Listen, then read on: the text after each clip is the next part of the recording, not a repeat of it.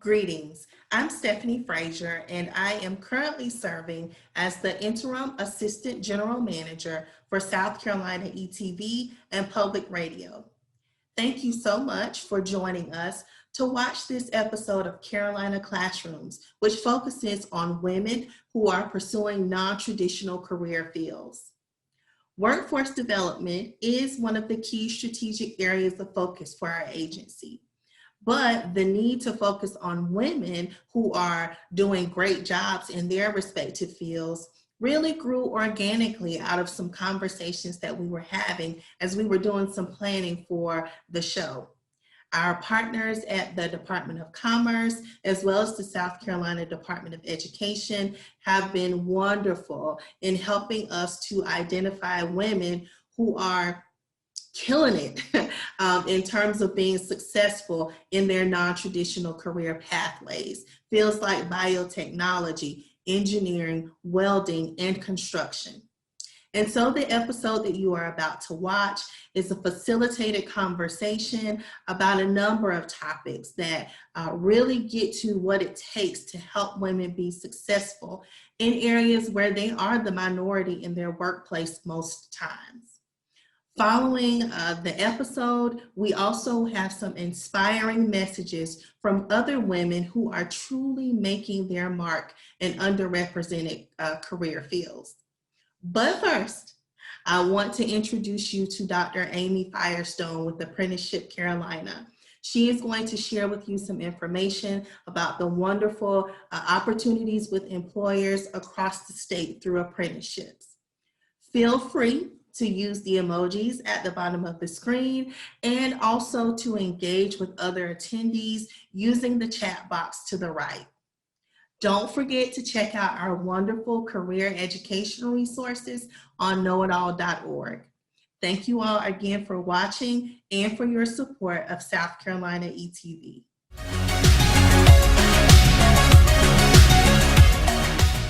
Hi, my name is Dr. Amy Firestone, and I'm the Vice President for the Division of Apprenticeship Carolina. I'm honored to speak with you this evening about registered apprenticeships and all the great opportunities available in South Carolina to pursue a new career. A little bit about Apprenticeship Carolina.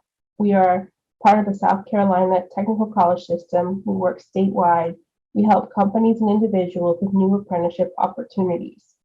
Apprenticeship opportunities currently exist within 1,150 companies in the state, and that's across all different types of industries from manufacturing, healthcare, energy, transportation, culinary arts, and many, many more. I highly encourage you to check out this opportunity because many of us are going to school, spending many hours in the classroom, but don't really know what careers are available to us. An apprenticeship can provide a once-in-a-lifetime opportunity to work for a company and earn at the same time while you learn. So while you're at a technical college or in high school, learning about very important subjects, you have the opportunity to practice what you learn at a local company and get paid for it. Not only can you get college credits, finish high school, and earn other industry credentials, but in that paycheck, but you can also get a U.S. Department of Labor National Occupational Credential, and that can take you very, very far. If you're interested in learning more about how to enter an apprenticeship and what opportunities are available, please visit us at www.apprenticeshipcarolina.com. We're here to help. We're located across the state, and we have many opportunities to get your college courses or the apprenticeship completely paid for by one of our Department of Labor grants.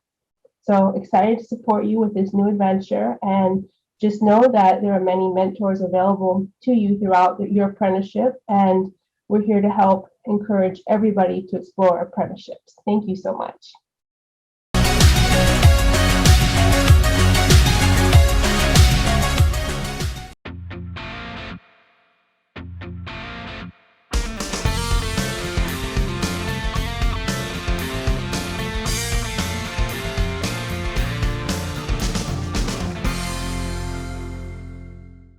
Hello, and welcome to Carolina Classrooms.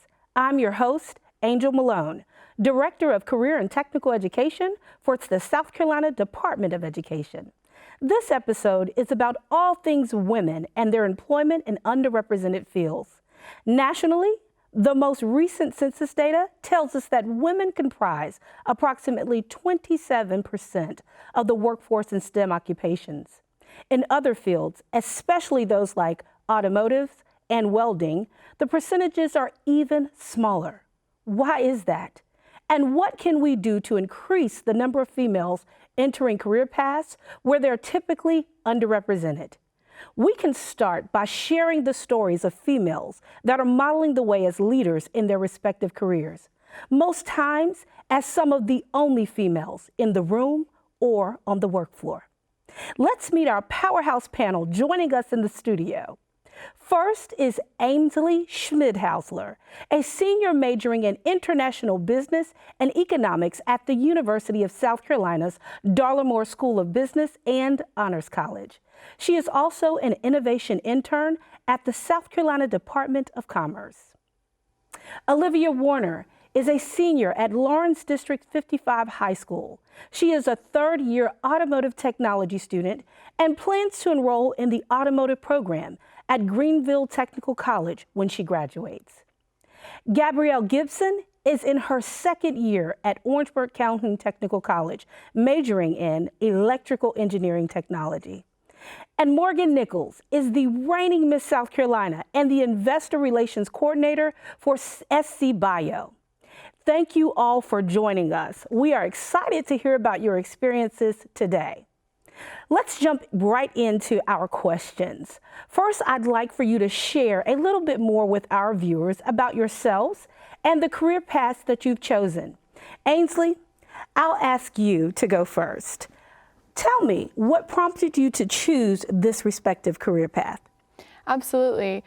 So when looking at career paths and especially majors, I had a previous, I was really good at math in school. And so I was kind of trying to figure out what to do with that. And I took some trips in high school that really opened my eyes to the world. And so when I was looking at all these majors and programs of study, I decided on international business. And so that landed me here in South Carolina at the University of South Carolina. And I've absolutely loved my coursework. I feel like I get to travel the world every single time I step into the classroom. And especially just developing my business skills with my economics double major, I feel like I really get a good grip of what the world looks like and how it works and just kind of where I get to make a difference, especially as a woman in business. That is awesome, and it's great to hear that perspective as a student now at a four-year institution and being able to travel the world to have that world view and that world perspective as it relates to making sure that we're globally competitive. So thank you. And Morgan, what about you as the reigning Miss South Carolina, wearing two different hats at the same time, that crown and then also being an investor relations coordinator for SC Bio? So being in high school right here in the Midlands, I definitely felt a lot of pressure to figure out what I wanted to do at a young age.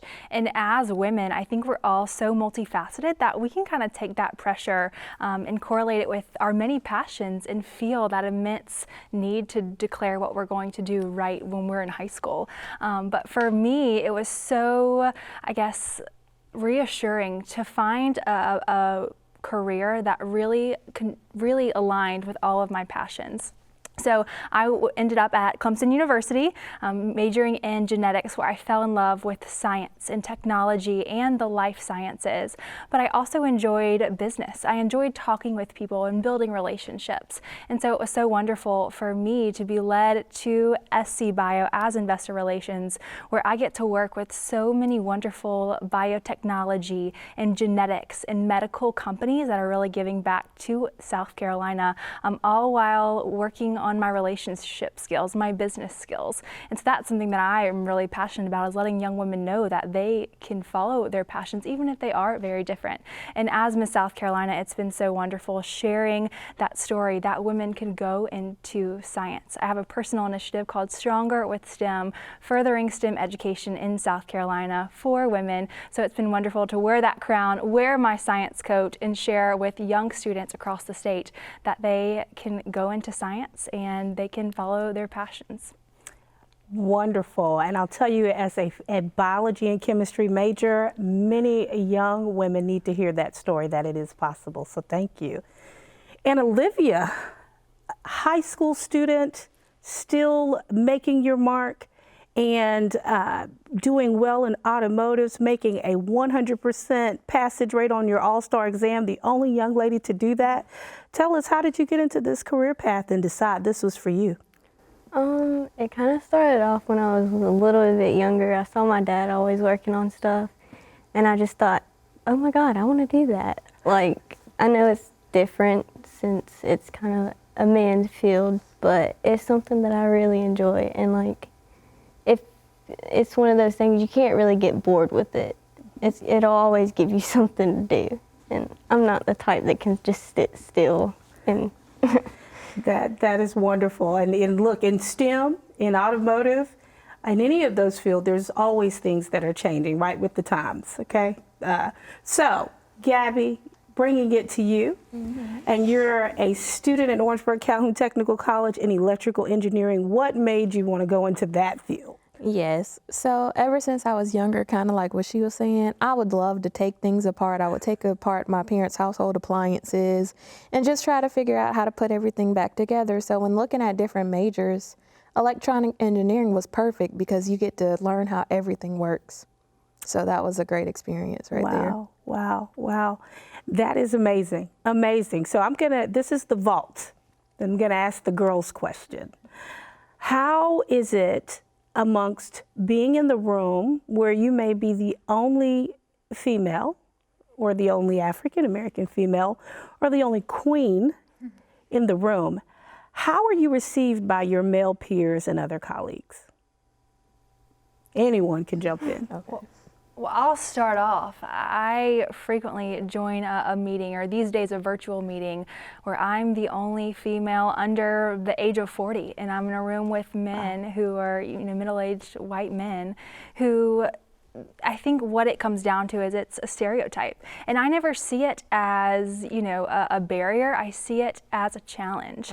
And that challenge motivates me even more to come into those meetings or come into the workplace or wherever I'm headed and to defy those stereotypes. It motivates me, and that's what I think in the message that I want to send to young females is let it motivate you. Study hard, work hard, and prove them wrong. And you're not only doing that for yourself to disprove that stereotype, you're doing it for everyone that's going to come after you we continue to kind of break those barriers down. And I think that's even more relevant in something like electrical engineering. So I'm very interested to hear your perspective as well.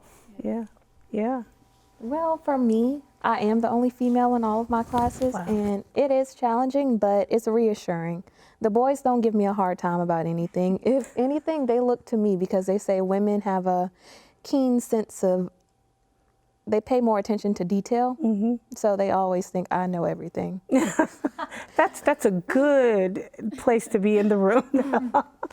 That's wonderful, wonderful to hear. Anyone else want to share their stories? I think that in terms of I'm still in college, and especially in the business school and the coursework that I'm taking, there's a lot of group projects, which is really exciting, and it's really great to work with your peers. But I find that sometimes there is a tendency, especially in male-dominated majors such as economics, that there is a tendency for males to speak over women. And so I find myself sometimes being afraid to kind of speak up my ideas, or maybe we already have an idea on the table and I see a small issue with it, but I just think that, oh, maybe it's gonna be okay. And so sometimes I just wanna, look back, especially at my freshman, sophomore self, and in those group situations and say, you studied just as much, you read that textbook, you have great ideas too. And I think that that's a way that even if it's unconscious from our classmates, that women can kind of take back their voice and say the things that they want to say and create an open dialogue and kind of make themselves available to give their ideas, especially in that classroom setting. Yeah, I think that resonates with me, with all of us, what I hear about maintaining and keeping your voice, right? So we're going to come back to that. I love that. We're going to talk about that. And Olivia, I just want to ask you, how are you able to stay in the room? So it's one thing to get into the room, right? And you're there with all the other guys. How did you get the courage to stay there and finish a program? Well, in high school, you kind of have to learn like to speak up for yourself, and I kind of just, that's something that I personally wanted to do, and I wasn't gonna let anybody stop me from that. So. Good deal, good deal. So let's talk about that female voice, right? Because sometimes the volume can be turned up and you're not able to hear what you all think. What would you tell your younger self? Now looking back and you've gone through certain things and you're still on your path, what would you tell your younger self, or that young lady that's looking at you? What's the advice you'd give to her? I always, seek first to listen and then to speak. And so really listening to others is also a way that I felt like I have established those connections, because I do feel like someone will come from an understanding place when they do have that connection towards me. But one thing that I would tell my younger self, and I think about this very often, is to take opportunities. And you can see all these women up here today have taken an opportunity that, one, they might not have felt like they should have. They might not felt like it was necessarily the stereotypical way, but they had a passion that was burning inside of them to seize that opportunity. And for me, those opportunities have, some have come and I haven't seized them, and the ones that I have ultimately led me to figuring out more about me. So, for example, I was offered an internship at a large pharmaceutical company, and that's where I found my love for science. So really telling my younger self, and to telling women in the workplace, telling women in college and high school, to take opportunities that come your way, even though you feel like it might not be the correct or stereotypical thing to do. If that passion is inside you, do it, because that's how you're going to maintain your authentic self, meet other people, and ultimately make a difference in the world. What advice would you give to school counselors or administrators? Because we have some of them watching, right? Captive audience there, or to parents. What advice would you give to them to help their young girls figure out what they want to do moving forward? Some advice that I would give to parents, teachers, counselors: let your children explore different options. Not every female wants to be a teacher, a nurse, anything like that. So you have to let them see what they like for themselves. When they're in high school, you can open them up to different STEM classes like automotive, welding, carpentry, anything. Just let them get that hands-on feeling.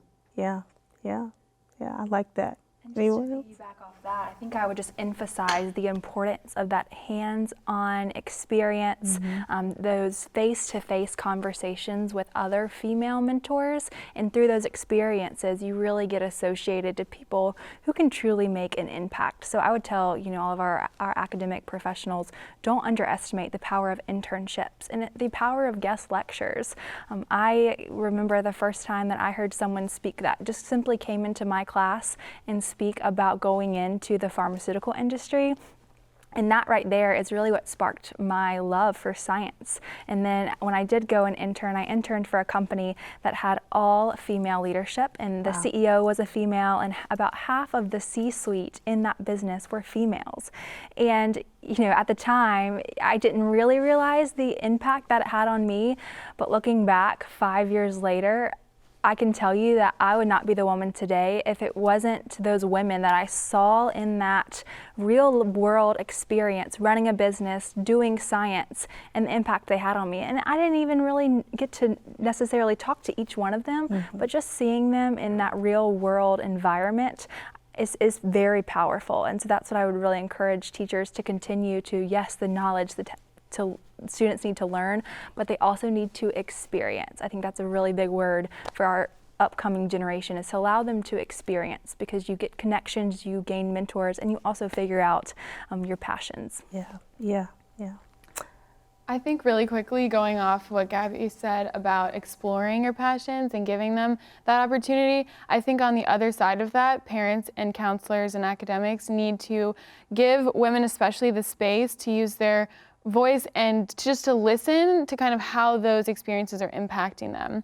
sometimes we don't really realize, like Morgan said, in the moment what it's doing to us, but kind of opening up those conversations and being like, well, how do you like these classes? Or how, you know, what are you interested in? Or do you like this sport that you're doing, or would you rather do dance? I think that just opening those conversations, and that's what women especially need, is kind of a little bit of prompting, and then just to give us space to express ourselves. And I think that that is the most valuable opportunity you can give somebody.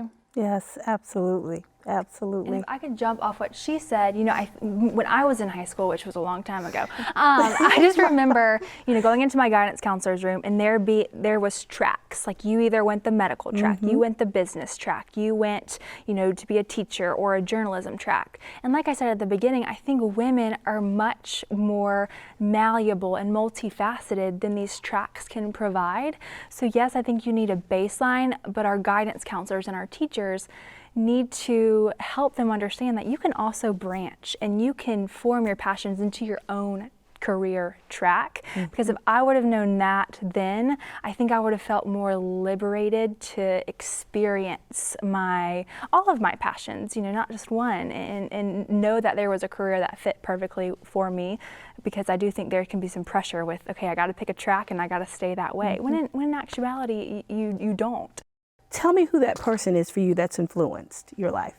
I think that one of my biggest mentors was actually one of my small group leaders in high school. Her name is Anne-Marie, and she is awesome. She kind of did it all. She showed us what it meant to start your own business, be a strong, independent woman. And I think as a high schooler, that was very formative for me to understand that, you know, she was using her passion for graphic design to create her own design company. And now she has multiple employees under her, and like all of these things that are just so impressive. And I think even way back when we were in high school, she maybe didn't even see where that Etsy shop was going to go. Oh, wow. But it's just been a crazy journey for her. And I think for me as well, just to kind of alongside her grow up. So she was early 20s, I was early teens. We kind of grew up together, and it was really, really exciting to hear somebody just kind of voice those fears that we had. She was somebody that we could ask any question to. And so that was extremely important for me to have as a role model when I was growing up. And I think I still look to her for advice today. Awesome. Glad for that. And Olivia, what about you? My person would probably have to be my auto tech teacher. Because when I first did get into the class, it was very, very nerve-wracking. But he, you know, sat me down, told me, you know, I got this, and we just went on from there. He's been a great help in my life. Wonderful to hear. You're an automotive teacher. That's amazing. What about you, Gabby?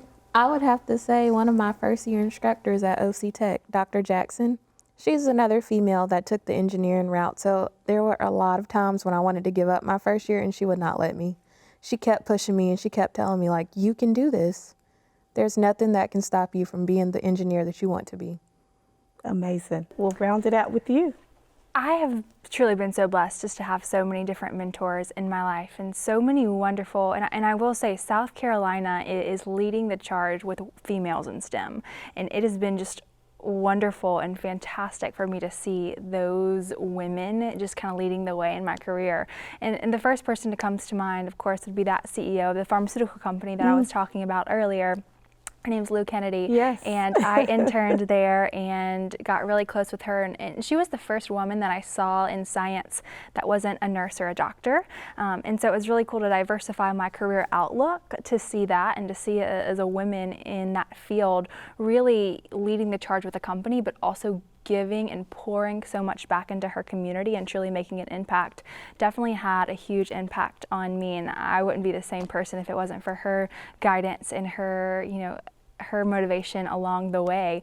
But I think what a piece of advice that I was told one time is to kind of have your own personal board of directors, and each board of directors kind of be a different mentor for your life. So of course have your professional mentors, have your, you know, faith-based mentors, have your family-based mentors, and have so many females who prove to me that yes, women can do it all. They're moms, they're professionals, they're, you know, friends, they're daughters. And so it's that seeing, you know, all of these women and how they navigate the issues that come with women every single day has made a huge impact on me. So I just say all of that to say that the mentors in my life have just truly been monumental, and they continue to be. Awesome, awesome. And I love to hear that. But I want to thank you because this has been amazing. And I think we're going to end this by talking about what girl power is, right? So in one word, tell me what that means to you, girl power. Start anywhere. Gabby, we'll start with you. Yes, girl power to me means empowerment. Empowerment, yes. Olivia? Bravery. Bravery, I love it, love it, love it. Morgan? It's a word we've said a lot up here, and that's passion. Passion, I love it, love it. And so we'll round it out with you, Ainsley. I was going to say strength. Strength. So you've heard it here. Passion, empowerment, bravery, and strength. All of these things are what girl power embodies and what it is. And that any young lady, whether they're just being born and coming into the world, or you're at the sunset of your life, you can continue to make changes, right? Thank you so much for being here. This has been such an insightful and inspirational conversation. Thank you again to our guests, Ainsley, Olivia, Gabrielle, and Morgan. We appreciate each of you for being with us and for sharing your personal experiences. We hope that the information you've shared will empower our viewers and hopefully lead to other females following your paths. Thank you also to you, our viewers, for joining us. You are invited to access this program online at carolinaclassrooms.org. There, we will continue the conversation and dive into questions we didn't get to unpack in this episode. We also invite you to visit knowitall.org for more career-related video, resources, interviews, and interactives. For South Carolina ETV and SCETV Education, I'm Angel Malone.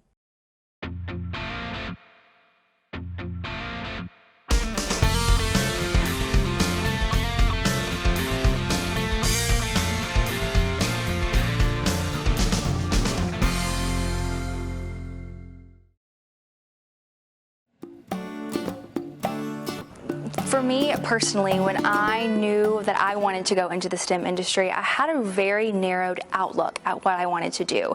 I figured I could either be a clinician or work in the lab. That's kind of the only thing that I had in mind. But I would give anyone who's looking to go into STEM to research all of the career opportunities that are out there, especially in the state of South Carolina, and learn about those career opportunities, find what skills are needed in those career opportunities, and ultimately go into your career ready to make an impact, because STEM changes the world as we know it.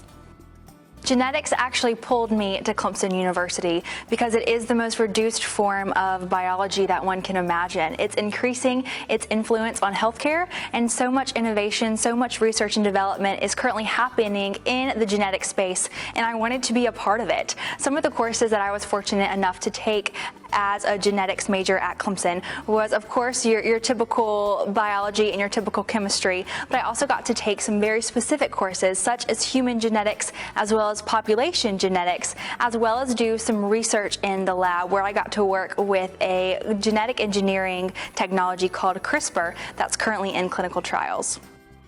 The life science industry is truly multifaceted, so many different segments, but a few segments is the medical device segment, which is where we create pacemakers that might go in your heart, or a hip replacement that might go in your hip. There's also the pharmaceutical segment where you are creating medicine such as Advil and Tylenol, those medicines that you might have taken this morning, all the way to the digital health side, which includes telemedicine.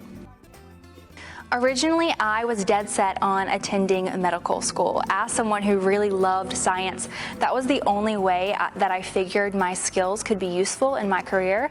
But working in Nephron, I was able to see so many careers that are available in the life sciences, from the quality side to the manufacturing side to the research and development side.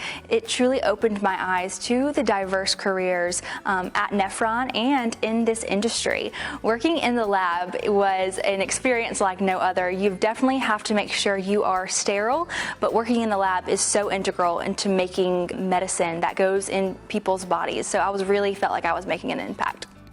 So South Carolina Bio is the state's economic development nonprofit association for the life science industry of South Carolina. South Carolina Bio's mission is to grow, innovate, advance the life science industry in South Carolina. We have a variety of subsets of our organization, but two main focuses are workforce development as well as industry advocacy and policy.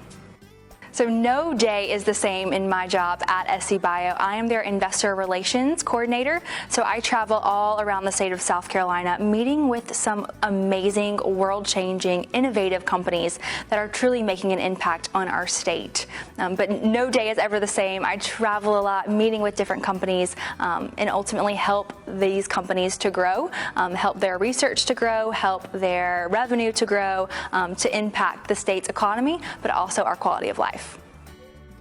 My favorite thing about my job is that I get to meet so many wonderful people and also get to see these amazing scientific discoveries that are happening right here in South Carolina.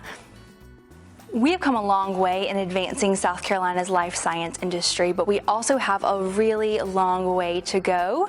South Carolina isn't as well known for the life science industry, so just getting the story out there that yes, South Carolina does have a pharmaceutical, we do have a medical device industry in our state has been challenging, but it also presents an obstacle that I'm motivated to overcome. Science is cool.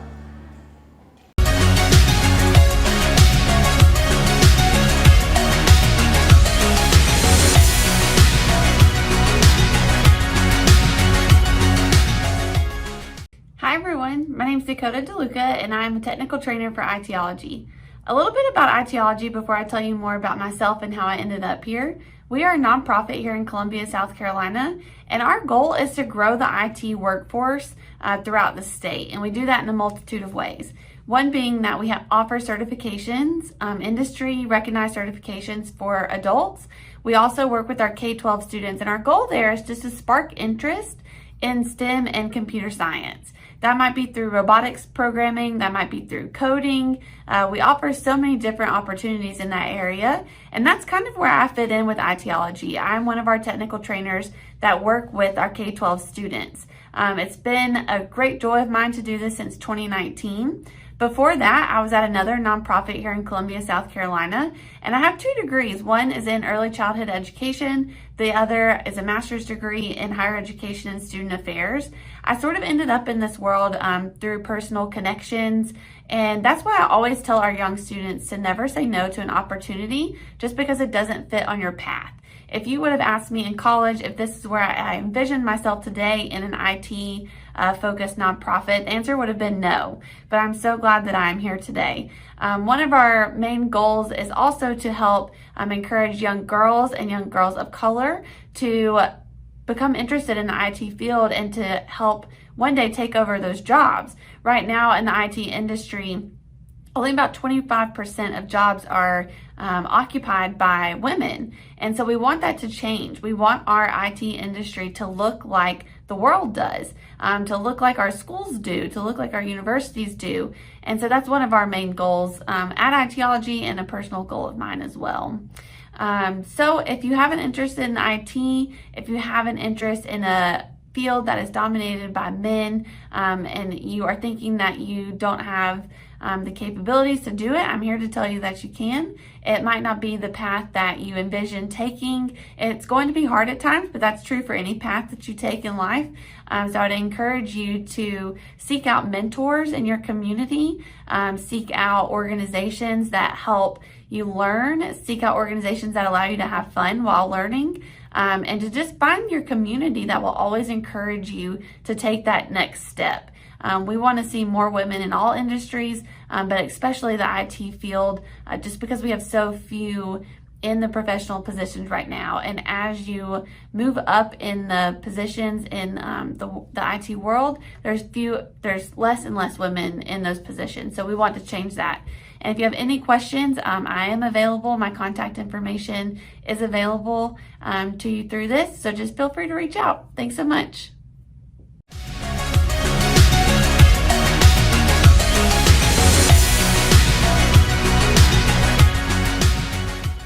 Hi, my name is Stephen Astomborski, and I am the director of SC Aerospace, an industry cluster of the South Carolina Council on Competitiveness.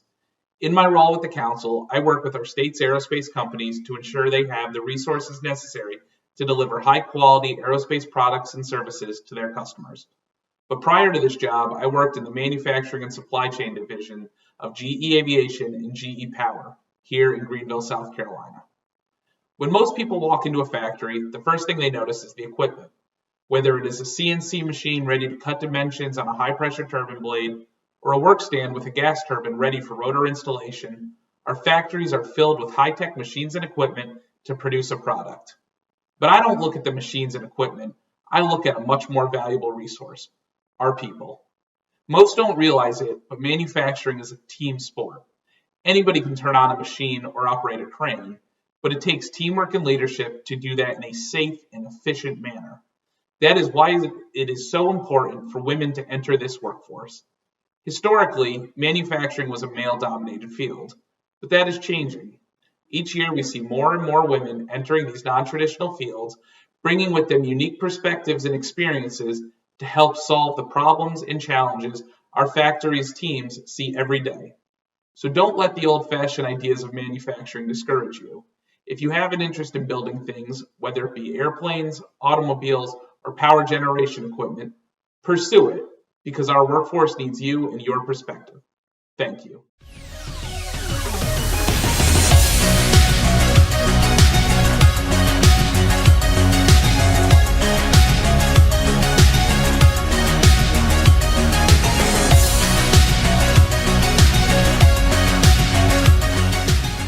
I grew up in the business. I went to school and got my degree in civil engineering and went to work for my dad's company. And then in 1995, I went out on my own. Yes, we are a woman-owned construction business. I love working for Miss Kim. She's business savvy. She knows the business. She's been in it. She can tell you every aspect that goes on in this office and in the field. Yeah, it puts like a mother figure in there a little bit, you know, because if you need to talk to her, her door is wide open for you at any time. Yeah, working with Kim's just great.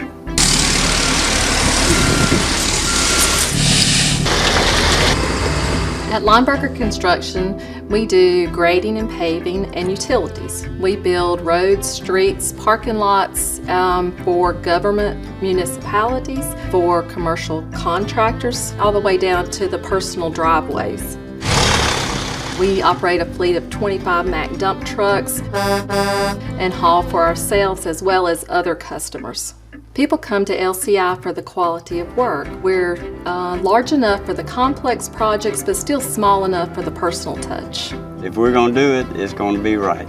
We take pride in offering a full site work package from blueprint to completion, so we have our hands in the project from the start to the finish. We're not a real big company, kind of small, but you're not just a number here. Our business is construction, but our business is also a people business. Our employees are like family here. What I like most about my job is the people I work with. We know pretty much everybody on a first name basis. Just a good group of people. We have a wide variety of people, all different personalities. Oh yeah, we have the 4 J's who work here, 2 brothers and their sons. Daryl works on the paving crew. He's a very hard worker. Always take pride in your work. I love the smell of the asphalt. The benefits of working at LCI is our competitive pay, our 401k retirement, our training opportunities, as well as being a part of a family. One of the things that our employees seem to like best about working here is that most of our jobs are within driving distance. My favorite part of the job is coming home every day.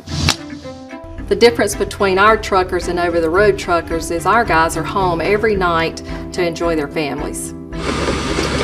The guys here enjoy working with the heavy equipment. The coolest thing about working here is watching things from beginning to end, seeing things that we've built and being part of it. The opportunities at LCI are actually only limited by your own motivation and drive. The sky is the limit here.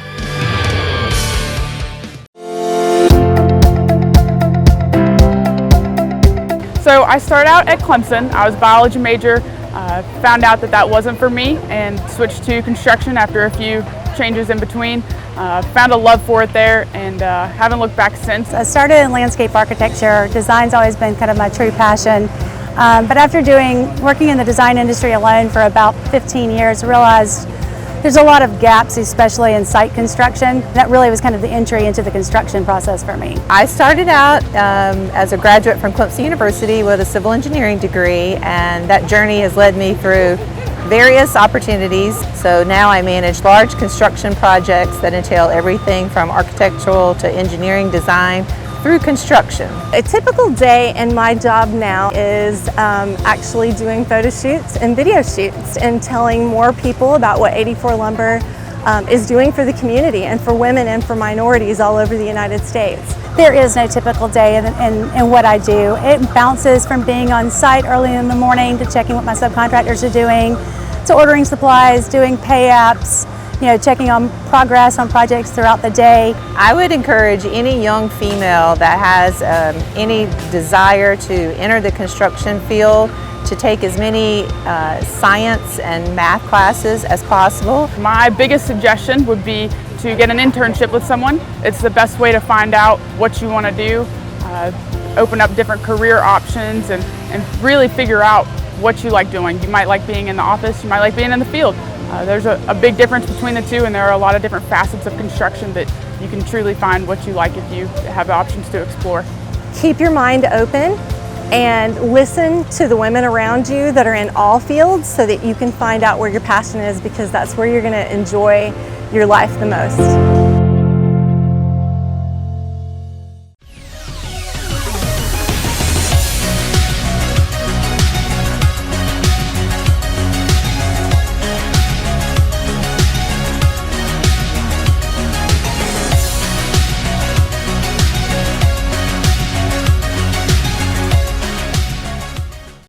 As a woman who started her career in manufacturing right out of college and continues to support the manufacturing industry today, I recognize that women are still underrepresented in the manufacturing sector. In fact, they represent less than 30% of the manufacturing workforce today. So there's tons of potential for women to engage in careers in the manufacturing sector. Women in Manufacturing is actually a national trade association that's fully dedicated to providing year-round support to women who have selected a career in manufacturing.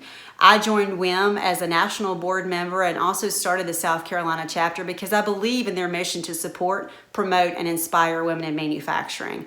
Many times women select careers in manufacturing but perhaps don't stay, and some of that lack of longevity may relate to a lack of networking or relationships that they're able to build professionally with others, or maybe it's skill development that they're so desperately missing. With that, WIM provides training opportunities and networking at both at the national and at the chapter level, so women are able to engage with their peers, discuss challenges that they may have, seek out skill development opportunities, and even attend job fairs and other networking activities to advance their career in the manufacturing sector. I strongly recommend WIM to anyone who's interested in manufacturing, not only women but also men, because they are diversity partners when it comes to development and advancement of women in manufacturing.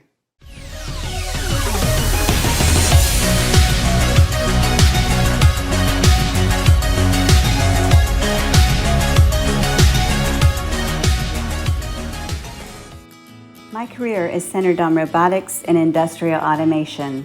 I can see how what I do and what many talented women are doing every day is making American manufacturing and technology more competitive. Plus, we're doing it in a more sustainable way. I see the need for great acceleration in advancing technology across all STEM-related industries.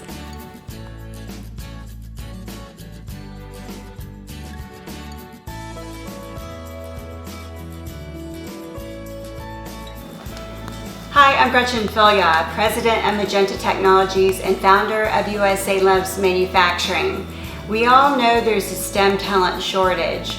The gap is growing, and we need to reverse the trend to solve technical challenges out in the world today. 5 to 15% of all jobs are engineering related. The average engineer has 30 years of experience, and they're retiring faster than we can replace them. We need to create a solution, and we need a big solution fast. What is that solution? I believe we can create a solution. Emphatically, I say yes. And I believe it's 2 simple words. What are those words? 2 words. More women. More women.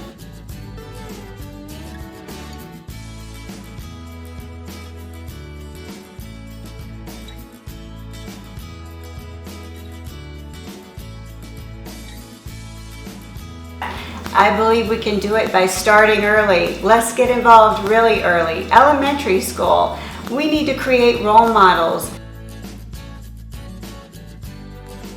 We also need compelling programs, exciting programs.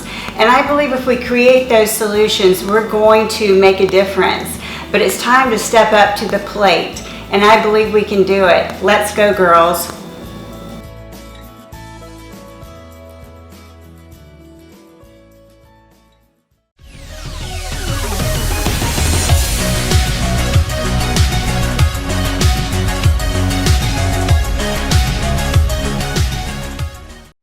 Hi, I'm Stephanie Mangini, Senior Manager of Corporate Communications and Community Relations at Volvo Car USA. If you're not familiar with Volvo Cars, we build premium luxury vehicles that are well known for keeping our drivers and our passengers safe. We build a line of sport utility vehicles, sedans, and our estate line that you may know as wagons. I'm proud to say that we are building the S60 sedan in Ridgeville, South Carolina, just outside of Charleston. So while I work in the automotive manufacturing industry, my job is not to physically build the cars.